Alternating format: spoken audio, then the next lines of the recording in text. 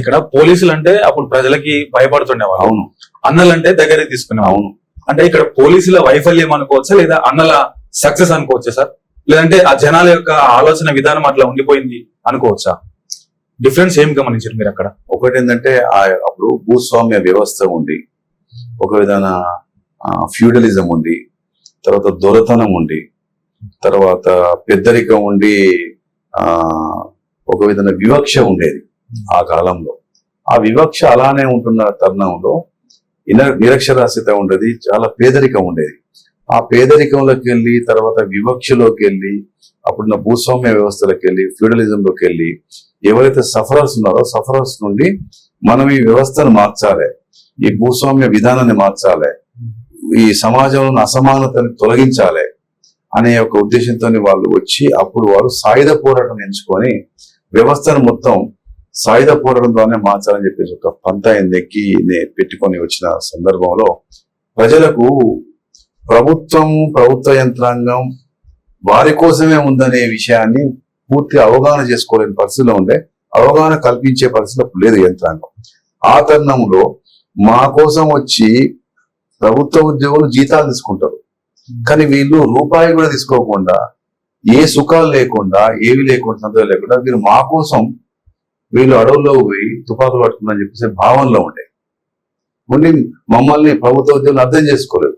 కానీ ప్రభుత్వ ఉద్యోగులు బ్రతుకుతున్నది వారి యొక్క జీతభత్యాలు మీ యొక్క పన్నులే, మీరు కట్టే పన్నులలోకి వెళ్ళి వస్తున్న రూపాయిలోకి వెళ్ళి నాకు 10 పైసలు నాకు జీతభత్యం ద్వారా వస్తుంది, మీ పైసనే నాకు ఇచ్చి ప్రభుత్వం మీకు సేవ కోసం నన్ను పంపిందని అర్థమయ్యేలాగా చేయడంలోనే మన సక్సెస్ ఉంటుంది. అది అర్థం చేసే ప్రయత్నం చేసి అటువైపుగా అటు దిశలో అడుగులు వేసేసరికి ప్రజలకు అర్థమైపోయి ఎన్నటికైనా సాయుధ పోరాటంతో సమస్యలు పరిష్కరింపబడవు.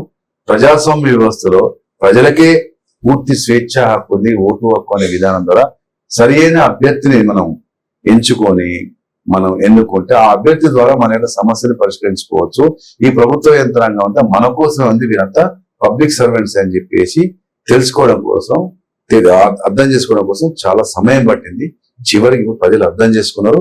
సాయుధ పోరాటం కూడా ఆ యొక్క మావోయిస్టులు విరమించుకొని ఈ రోజు జనజీవన స్రవంతిలో కలిశారు. ఇప్పుడు ప్రజాస్వామ్య వ్యవస్థలో ప్రజలే పాలకులు, ప్రజలే సార్వభౌమాధికారం, ప్రజలకే సర్వస్వాధికారం ఉన్నాయి, ప్రజల యొక్క చేతిలోని ఓటు హక్కుదారునే ఈ యొక్క వ్యవస్థను మనం ఏర్పరచుకోవచ్చని ప్రజలు అర్థం చేసుకున్నారు.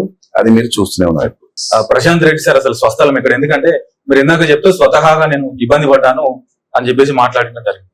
సో ప్రశాంత్ రెడ్డి గారి స్వస్థలం ఎక్కడ? వాళ్ళ తల్లిదండ్రులు ఏం చేసేవాళ్ళు? ఆయన జాబ్ లోకి వచ్చే ముందు ఇంకేదైనా జాబ్ చేసిండా? ఆయన స్టడీ ఏంటంటే ఏం చెప్తారు సార్? నేను పుట్టి పెరిగింది హనంకొండలో. నేను పెరిగింది మా అమ్మమ్మ గారి దగ్గర, ప్రస్తుతం జయశంకర్ భూపాలపల్లి జిల్లాలో కుందనపల్లి అనే గ్రామం. అక్కడ నేను పెరిగాను, అక్కడే చదువుకున్నాను. అక్కడే కంప్లీట్ గా అప్పుడు కూడా నక్సలైట్ల హార్ట్ బీట్ ఆ ప్రాంతంలో. అక్కడే పెరిగాను, అక్కడే చదువుకొని తర్వాత అక్కడి నుండి నర్సంపేటలో చదువుకున్నాను. ఆ తర్వాత మళ్ళీ హనంకొండకు చదువుకున్నాను. గ్రాడ్యుయేషన్ వరకు హనంకొండలో చదువుకొని post graduation and journalism, post graduation in public administration and journalism in arts college ఇక్కడ ఉస్మానియా యూనివర్సిటీలో నేను చదువుకొని జర్నలిజం అయిపోయిన తర్వాత నేను 96 లో సెలక్షన్ లోకి అనుకోకుండా ఇందులోకి వచ్చాను. నేను this was my first entry in to the government service. ఆ రోజుల్లో నేను అప్పుడు నా వయసు 22 ఏళ్ల వయసు. 22 ఏళ్ల వయసులో నేను ఈ యొక్క సబ్ ఇన్స్పెక్టర్ గా నేను సెలెక్ట్ అయ్యాను. అంతకు ముందు కానీ ఆ తర్వాత కానీ నేను మళ్ళీ వేరే ఏ ఉద్యోగంలోకి రాలేదు. మధ్యలో ఒకసారి సివిల్ సర్వీసెస్ అపియర్ అయిదామని చెప్పేసి మధ్యలో లీవ్ పెట్టి వెళ్ళాను. తర్వాత unfortunately I could not get through in my first attempt. That was my first and last attempt. Thereafter again I came back and I joined into this service. I resumed my duties. తర్వాత ఇక ప్రస్థానం మారుమూల ప్రాంతం నుండి వస్తూ ఇప్పుడు ఇక్కడ వరకు వచ్చేసారు. అన్ఎక్స్పెక్టెడ్ గా వచ్చిన అన్నారు కాబట్టి మీరు పెరిగిందంతా కూడా హన్మకొండ, మీరు చెప్పిన మీ అమ్మమ్మ వాళ్ళ ఊరు కావచ్చు, దీని పక్కనే కరీంనగర్ కావచ్చు, కాళేశ్వరం అడవులు కావచ్చు. సో ఈ ప్రాంతం అంతా కూడా కొంత మావోయిస్ట్ ప్రభావిత ప్రాంతము. దాంట్లో మీరు పుట్టి పెరిగినటువంటి సందర్భంలో చాలా బలంగా కూడా ఉన్నారు. సో వాళ్ళ ప్రభావము మీ మీద ఏ మేరకు పడింది సార్? అంటే అటువైపుగా వెళ్లకుండా ఎందుకు మీరు ఇటువైపుగా వచ్చినారంటే ఏం చెప్తారు? మీరు పుట్టి పెరిగింది ఇదే ఏరియాలో కాబట్టి ఖచ్చితంగా వాళ్ళ ప్రభావం ఉండాలి అని అంటే ఏం చెప్తారు? ఒకటి, ఇప్పుడు పుట్టి పెరిగిన ప్రాంతం అదైపోయినా కూడా వారు ఎంచుకున్న విధానం ఉంది కదా, వారు ఎంచుకున్న విధానం సాయుధ విధానం. సాయుధ మార్గంలోనే బ్యాలెట్ కాదు బుల్లెట్ అనేవారు. రాజ్యాధికారం బుల్లెట్ ద్వారా మేము స్థాపిస్తామని అనుకున్నాం. నాకు ఎప్పుడు కూడా ఈ యొక్క హింసా ప్రవృత్తికి నేను దూరం. I always try to see that issues are to be resolve. ఏదైనా మంచిదే, ఈ చిన్నపాటి జీవితంలో రోజు కొట్టాడ పెట్టుకొని ఫైటింగ్ చేసుకోవడం కాదు, ఇష్యూస్ సార్ట్అవుట్ చేసుకోవాలని చెప్పడం విధానం. అది హింసా మార్గం, అది కంప్లీట్ గా. అంటే ప్రొటెక్షన్ కోసం కాదు, దాడులు చేస్తూ ముందుకు సాగుదామని చెప్పి అనుకునే వారి యొక్క పంత ఎప్పుడు ఎన్నడూ కూడా నేను ఇష్టపడలేదు. వాళ్ళని మార్చే ప్రయత్నం చేశాను. ఈవెన్ దాదాపు నా యొక్క కెరీర్ లో దాదాపు ఒక 26 మంది మావోయిస్టులను నేను నా యొక్క ఎఫర్ట్స్ ద్వారా నేను ఒక 26 మంది వ్యక్తులను మావోయిస్టులను సరెండర్ చేయించేసి జనజీవన స్రవంతిలో కల్పించాను. పోరాడాలి, పోరాడే విధానం సరిగ్గా ఉండాలి.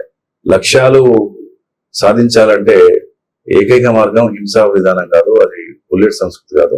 ఏదైనా మీరు బయటికి రండి. బ్యాలెట్ అనేది ప్రజాస్వామ్య వ్యవస్థ అనేది అన్ని రకరకాల వ్యవస్థలు మనం చూసాం. ఆటవిక రాజ్యం చూసాము, రాజరికం చూసాము, నియంతృత్వ పాలన చూసాము, రకరకాల చూసాం. మొనార్కీ, అరిస్టోక్రసీ, ఇవన్నీ చూసాం. ఇవన్నీ చూసి చివరికి మనం ఎక్కడికి వచ్చాం?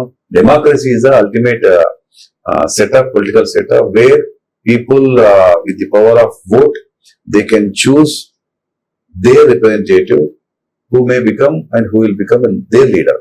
So ప్రజల కొరకు, ప్రజల చేత, ప్రజల కొరకు ప్రజలే ఎన్నుకునే ప్రభుత్వం ప్రజాప్రభుత్వం. అదే ప్రజాస్వామ్య ప్రభుత్వం. ఆ ప్రజాస్వామ్య ప్రభుత్వం అనేది ఇప్పుడు అత్యంత చక్కటి విధానం అని చెప్పేసి మనం ప్రపంచంలో చాలా చోట్ల చూస్తున్నాం. అందులో we can proudly say that ours is the biggest and largest democratic nation in the world.